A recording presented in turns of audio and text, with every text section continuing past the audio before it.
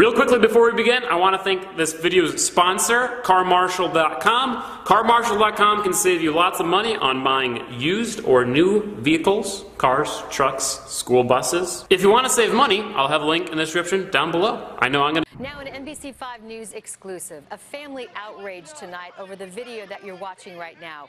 It shows police officers handcuff a 10-year-old boy. His family says it was a case of mistaken identity, and they want action. Now the police department responds. NBC5's Regina Waldrop is on the story. She is live with the latest. Because I wasn't here. In it, you see her young son, 10-year-old Michael, a fourth grader, handcuffed and standing in front of a squad car. Unbelievable, he's a kid. I need to apologize, and he's going to be scared for the rest of his life now. The incident happened last week while Michael was at his grandmother's house. Where did this happen at? Right here. Michael says officers told him they were looking for a young black male with a gun, and he fit the description. They put me in handcuffs. I was scared, I was crying, and I had used it on myself. And then that's when they told me I escaped from juvenile and I had a gun. I said I didn't escape from juvenile and I didn't have a gun on me. Michael's grandmother says officers told her they were looking for a teenager, not a 10-year-old. I even searched my own grandson. I said he don't have anything. He should have never been put in no handcuff. After about 15 minutes, officers released Michael. He says he'll never forget this run-in with Chicago police. They had handcuffed the wrong person. Anything can happen. We might need him to call the police, but he's going to be too afraid to even call. And tonight, police tell us this was a difficult situation. They also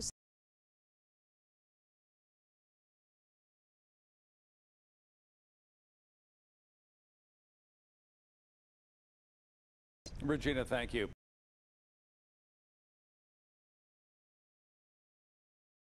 Watch. 10-year-old boy scared to tears as cops mistake him for escaped criminal and handcuff him.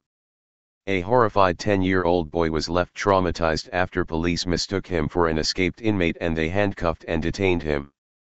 By Matt Agarist, June 6, 2018. Chicago, IL. The parents of a 10-year-old boy are demanding answers after he was detained and placed in handcuffs for no reason. The interaction was captured on video and has since sparked outrage in the community. Police, however, are saying they followed all of the rules and protocols when they handcuffed the innocent little boy after mistaking him for a criminal. According to police, they received a call that a boy in the area was carrying a gun and was also wearing blue. When the officers arrived on scene, they stopped the first boy they saw wearing blue. The boy they were looking for had just escaped from jail, according to 10-year-old Michael Thomas Jr. However, until that moment, the very frightened Michael had never so much as talked to the police before. Cell phone footage captured the terrified child as cops treated him like a criminal. Thomas was so scared during the incident that this poor child wet his pants. They're telling them that someone called them saying that there is a 12-year-old black kid on a bike with all blue on had a gun, the uncle is heard saying in the video. There was about 5 little black boys with all blue on. As the little boy sits there in horror, his grandmother expresses her outrage. You can see that he doesn't have any weapons on him, Michael's grandmother said in the footage. I raised up my grandbaby's shirt. He don't have anything on him. Take those handcuffs off of him. I want answers, said Michael's mother Star Ramsey. You can look at him and tell he no teenager. 10 years old you get handcuffed? You scarred him for life. They need to apologize. He's gonna be scarred for the rest of his life now, the mother told NBC5. But police are standing by their decision to detain and handcuff the child. Police Superintendent Eddie Johnson said in a press conference on Wednesday that his officers acted appropriately. The call came out as a young man 10 to 12 years old that was passing out a gun and the description fully matched the individual that they stopped, Johnson said. Keep in mind, this is difficult for an officer to tell right off the bat if you're 10 years old, 12 years old, or 14, so, they handcuffed the kid for safety reasons because he did match that description. They followed all the rules and protocols that we have in place. So, I'm not concerned about that at all. After he justified the stop, Johnson did say that he has ordered an internal investigation into the incident to make certain that the officers followed all protocols.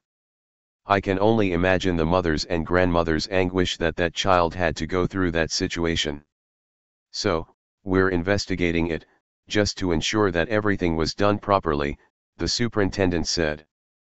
Police also claimed that Thomas ran from them when they pulled up, which they said justified this treatment.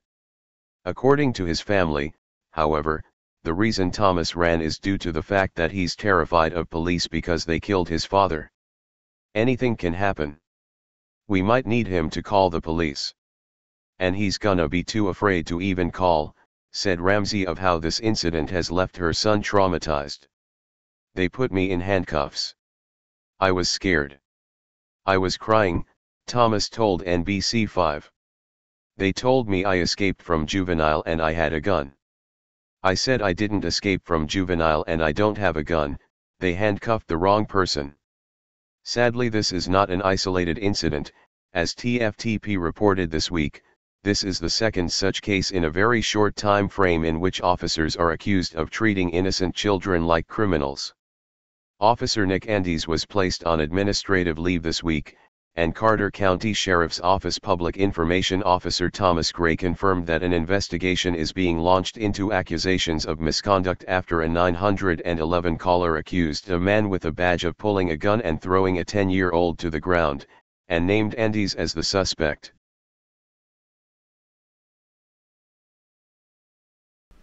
Hey Charlotte County, this is Charlotte County Cop Watch, and I just wanted you to know that I am using this stuff under fair use.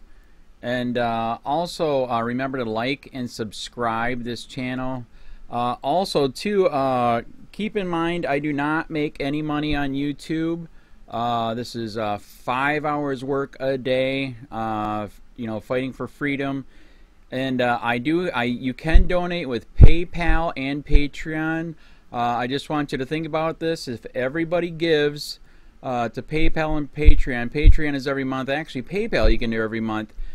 I have 12,000 subscribers. If everybody gives, I can quit my regular job and go full-time investigations on Charlotte County and possibly even more and beyond.